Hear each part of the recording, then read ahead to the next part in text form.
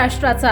नमस्कार, मी प्रतिभा। संध्या लाईव्ह मध्ये आपल्या सर्वांचे स्वागत। पुणेकरांना 24 तास पाणी देण्याच्या नावाखाली 1600 कोटी रुपये खर्च झाले। 8 वर्षे उलटली आणि काम पूर्णत्वाच्या दाव्यावर दावे झाले। मात्र आजही अनेक भागात नियमित पाणी मिळत नसल्याने या योजनेवर गंभीर प्रश्नचिन्ह निर्माण झाले।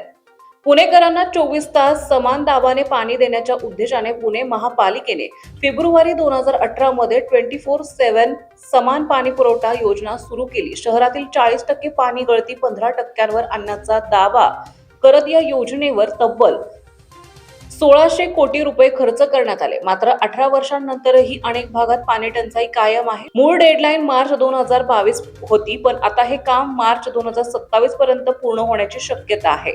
याच पार्श्वभूमीवर सजग नागरिक मंचाचे अध्यक्ष विवेक वेलणकर यांनी महापालिका आयुक्तांकडे श्वेतपत्रिका जाहीर करण्याची मागणी केली आहे। 90% काम पूर्ण झाल्याचा दावा होत असताना पुणेकरांना पुरेसे पाणी पुरवठा का होत नाही, कंत्राटदारांना वारंवार मुदतवाढ का दिली जाते आणि 1600 कोटीचा खर्च नेमका कुठे झाला याची उत्तर आता प्रशासनाने द्यावीत अशी मागणी करण्यात आली आहे। आता या संपूर्ण प्रकरणावर महापालिका काय भूमिका घेते याकडे पुणेकरांचे लक्ष लागलंय।